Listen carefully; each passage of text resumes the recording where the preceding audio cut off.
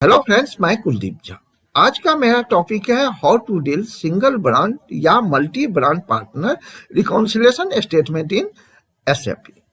तो जब हम किसी पार्टनर के पास या ब्रांच के पास रिकॉन्सिलिएशन के लिए जाते हैं कंपनी के रिक्वेस्ट पे, तो जाने से पहले हमें क्या क्या डाटा चाहिए होता है, क्या क्या स्टेटमेंट बनाने होते हैं, तो उसी के बारे में मैंने आज का वीडियो बनाया है। तो चलिए हम वीडियो प्रैक्टिकली स्टार्ट करते हैं।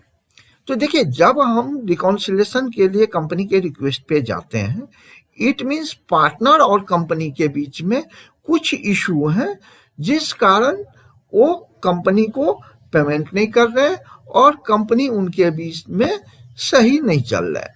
तो जब दोनों के डाटा में, दोनों के स्टेटमेंट में डिफर होता है, तभी जाके जो है रिकॉन्सिलिएशन का काम स्टार्ट होता है, जिससे उस इशू को रिजॉल्व किया जा सके।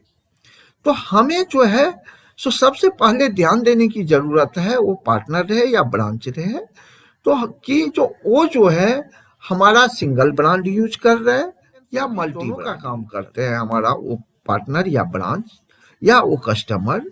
तो उससे पहले हमें जो है ये देखना होता है कि होता प्रैक्टिकली क्या है। अगर कंपनी डायरेक्ट सेल कर रहे हैं तो सेल करने पे उसके अगेंस्ट में कंपनी पेमेंट रिसीव करती है, लेकिन सेल के साथ साथ सर्विस भी अगर देते हैं तो वहां पे क्या होता है, जब कंपनी उस ब्रांच को या पार्टनर को बिल करते हैं तो उनको बिल उतने का रेज कर देते हैं, तो उतना अमाउंट उनका बीआर में खड़ा हो जाता है।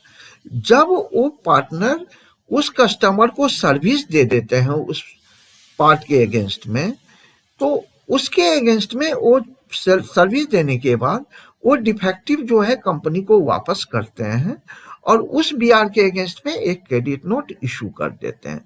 तो इसका मतलब ये हुआ कि कंपनी जब उनको इनवॉइस रेज किया तो उनके नाम पे वो बीआर खड़ा हो गया, और जब उस पार्टनर ने वो सर्विस दे दिया तो उसके अगेंस्ट में क्रेडिट नोट इशू हो गया, जिससे उस पार्टनर को पेमेंट करने की कंपनी को कोई जरूरत नहीं पड़ा। एक तो ये हो गया सर्विस में।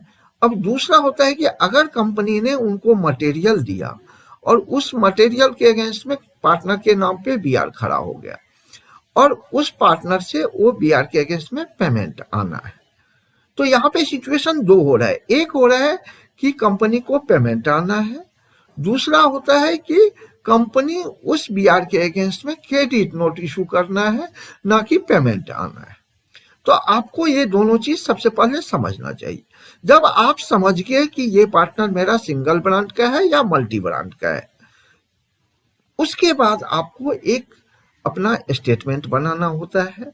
जो स्टेटमेंट में आप देखेंगे, एक हमने ये समरी बना रखा है, दूसरा जो है इसमें हमें एक कस्टमर का डाटा चाहिए होता है, ऑल डाटा कस्टमर से रिलेटेड जो भी डाटा है उनका वो लेजर चाहिए होता है।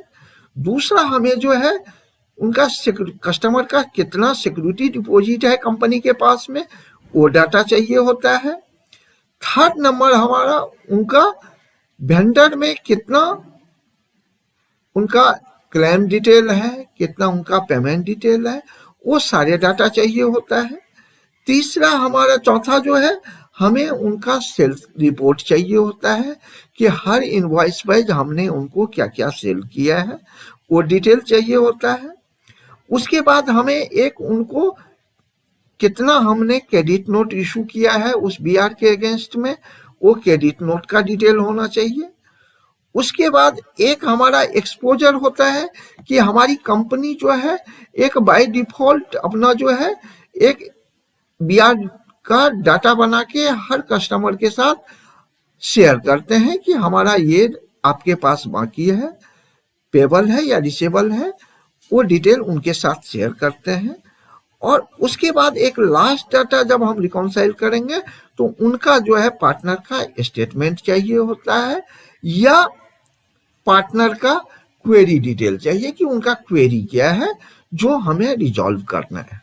तो इतने तरह के हमें डाटा चाहिए होता है एक रिकॉन्सिलेशन स्टेटमेंट बनाने के लिए, जिससे हम उस इशू को रिजॉल्व कर सकें आसानी से।